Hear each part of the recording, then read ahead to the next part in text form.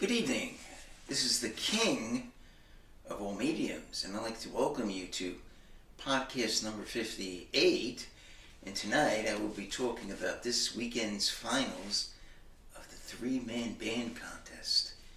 And 16 bands have come in, and 14 have been eliminated, but 2 remain.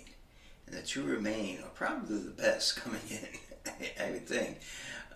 Cream, the number 1 seed left, and the number 2 seed left is the Jimi Hendrix Experience. So I'd like to talk about them. And I'm wearing a neutral shirt, Grand Funk Close to Home. They were also a three-man band, heavily influenced mostly by Cream, but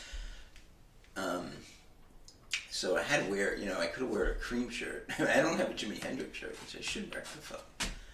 I should really get a Jimi Hendrix shirt, I love both bands. I really do. This is so hard. So I've done an analysis. So let me talk about the histories of both bands. And first, let's start with Cream. So how did Cream come about? Well, so Eric Clapton first was in the Yardbirds, and then he moved on to the John Mayall Blues Breakers, and both Ginger Baker, the drummer, and Jack Bruce, the bassist, were in the Graham Bond organization.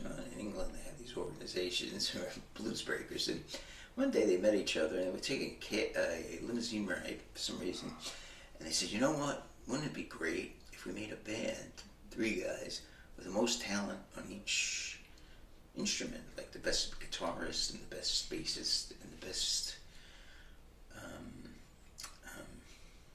drummer. So that's how Cream came about. And Cream was about basically from 66 to 68. They actually paralleled very closely with the Jimi Hendrix Experience. And I'll talk about their individual albums, and it's amazing how these 2 bands mirrored. I'll talk about their albums, but first, so how did the band break up? So as they progressed in their career, there was a lot of problems with Ginger Baker and Jack Bruce. Ginger Baker, the drummer, and Jack Bruce, the bassist, and for some reason, Ginger Baker didn't like the timing. Ginger Baker was a little bit of a perfectionist, and he could never, he would actually get into fights with Jack Bruce. So he was actually a lot physically bigger than Jack Bruce, so I would imagine he won him. So in late 68, they had a farewell concert, and Cream broke up. So that was basically it. They only had basically 3 albums. They actually had a 4th, which had 3 studio songs and 2 live songs. I have all 4 of these albums. I have 2 on reel-to-reel, believe it or not, and 2 on compact disc. I also have a compilation album. They didn't leave many things in the can like Jimi Hendrix. Jimi Hendrix is probably 300-400 albums out, albums that are of ill repute. So what about Jimi Hendrix's the Jimi Hendrix Experience's history? Well, Jimi Hendrix was on the Chitlin circuit. Okay, so he was a sideman. Now, what is a Chitlin circuit? Well, many black acts would go and they played these clubs. Like he was a sideman for Little Richard and the Isley Brothers, and so the Chitlin circuit said they give you chitlins and like pig's feet and some bread. That was like a meal. A lot of black people were very poor, and so you go to these clubs and give you a few drinks, and it's a pretty good thing. And so it's called the Chitlin circuit, and he'd play the circuit all over the country, and he was extremely poor, and so he was in Nashville playing with Billy Cox. And one thing about Jimi Hendrix, a lot of people don't realize, he played the guitar from morning till night. And Billy Cox relates a story that one day they were ready to do a gig and he didn't show up, and he actually dreamed they canceled the gig. So Jimmy was a it shows you what basically you need to succeed in many fields. The success isn't an accident in life.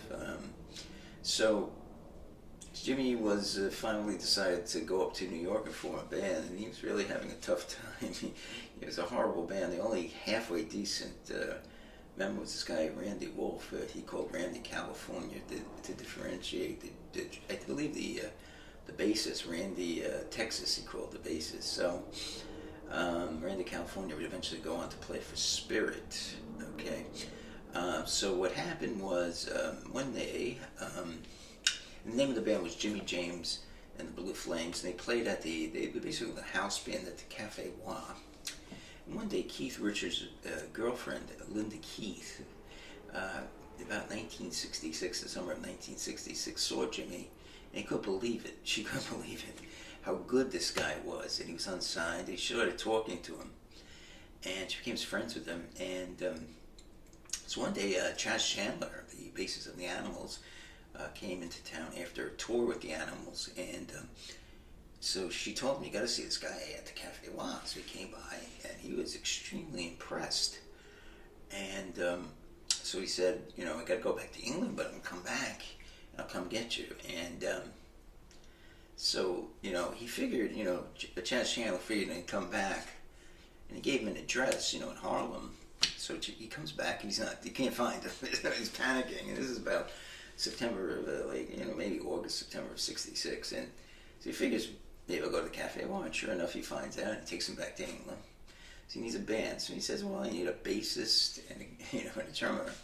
And Jimmy, he says, "Guy, no, already likes his hair, like this long frizzy afro." That was his bassist. Probably not a good decision, to tell you the truth. He probably should have went with the. Well, at first he wanted to take his old friend Billy Cox, but Billy wanted to stay in Nashville. He kind of did some sideman work. It's pretty stable over there. It's probably actually a good thing, because Jimmy was heavily influenced by the psychedelic scene. I think some of his best music was psychedelic music, pop music. I don't know if Billy would have been, I'll talk a little bit about that after. So.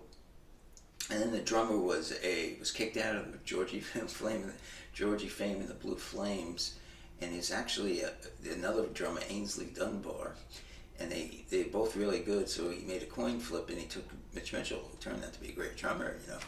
So they progressed on their way, and they made three great albums. And so as time went on, Noel Redding, there was a big movement to draft Jimmy to have an old black band, because a lot of people in America didn't like the fact that he played with two white guys. It's a big movement to play funk and black music and soul, and eventually that did happen. And Noel Redding didn't like this direction, that he was going. He wanted Jimmy, who did it very well with English rock and roll, to stay with that. And so they both fought over the direction of his music. So he left the band and formed, went to this band called Fat Mattress. And so basically Jimmy, the Experience broke up in about May of '69, and Jimmy formed this band of Gypsies. And the Band of Gypsies was Billy Cox came back. He had flown to New York, and Buddy Miles, a guy he played with in Electric Ladyland in the sessions. And Jimmy kind of didn't like Buddy Miles, because Jimmy didn't like anyone who could take the spotlight. One thing Buddy Miles did has a better voice than Jimmy. And one night in Madison Square Garden, the concert was going on. Jimmy might have been on high on LSD or something, and he just walked off the stage. And before he walked off, he said, "We're not getting it together," or something. I don't know what happened. I guess they refunded the money. And basically reformed an Experience, so this time with Billy Cox, and Mitch Mitchell came back, and that was pretty much. And of course, he died on September 18th, 2000, and 1970. One of the horror, along with John Lennon, these are, and Buddy Holly, those three guys dying. These other Janis Joplin, what Jim Moore, I mean, horrible tragedies. Anymore, who cares? These are a couple of the most horrible tragedies in music. What it was asked, what about Buddy Holly would have done? What did John Lennon would have done? What Jimmy would have done? I mean, it's unthinkable. I mean, it's just, it's like, if there's a guy, which there is, there's a guy, he's a cruel guy, or a cruel woman, whatever. I mean, it's a cruel chimpanzee, I don't know. So you got to think that, what would Jimmy have done, and there's a lot of speculation, but so both bands, the Cream went from '66 to '68, and the Jimi Hendrix, parallel. The Jimi, Hendrix Experience went from 67 to 69. So I got my whiteboard. First, talk about the albums. Okay, so the first album in 66, Cream release, was Fresh Cream. Decent album, but the Jimi Hendrix album was unbelievable. Our Experience was a mind-shattering album. It was, and it's Dave Marsh called. I'm not crazy about Dave Marsh, but he's too Bruce Springsteen. Everything's Bruce Springsteen. But he has some things that, and he said he called it an embarrassment of riches, which I do agree. And I put a big check because it really was much better than Fresh Cream. Great album. I mean, just stunning. I mean, just unbelievable. Unbelievable. What a great album. Where did this guy come from in 10 years, 10, 11 years? First played the guitar to this. It was just so unbelievable. This guy could write such great songs, play such a great guitar, produce such, it was like, in fact, my brother used to say a lot of people thought he came from Mars because where did he get this talent from? And no one could believe it. Okay, the second release from Cream was Israeli Gears.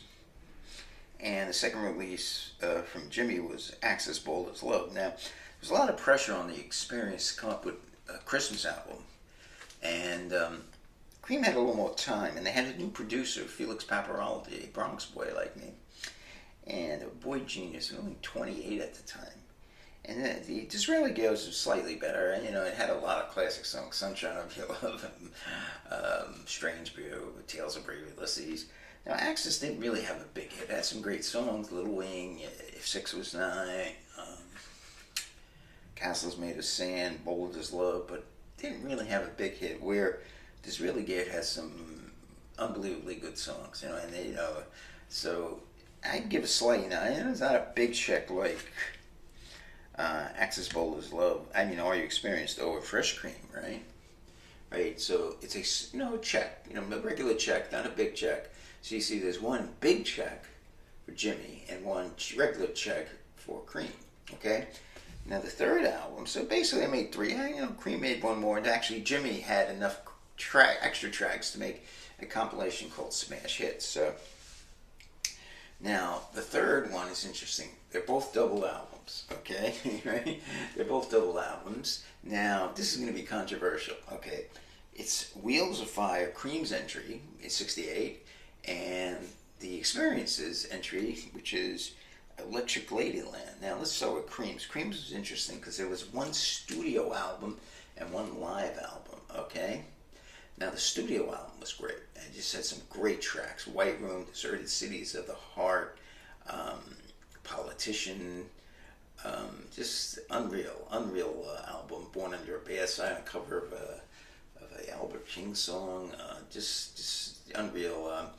Those Were the Days, Ginger Baker's song, which Jack Bruce sang, Passing the Time, as you said, Ginger Baker song.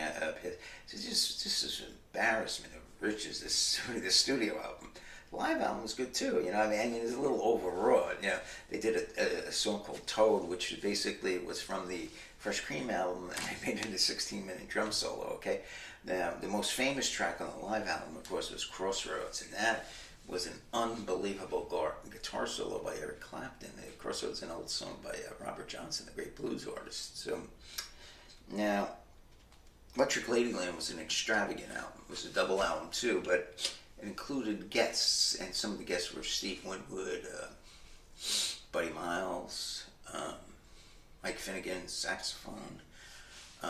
And so it was a double album, and a lot of people said a great album. Now, I've always thought it was kind of weak, and that's why I'm giving White Room, White Room's a great song, right?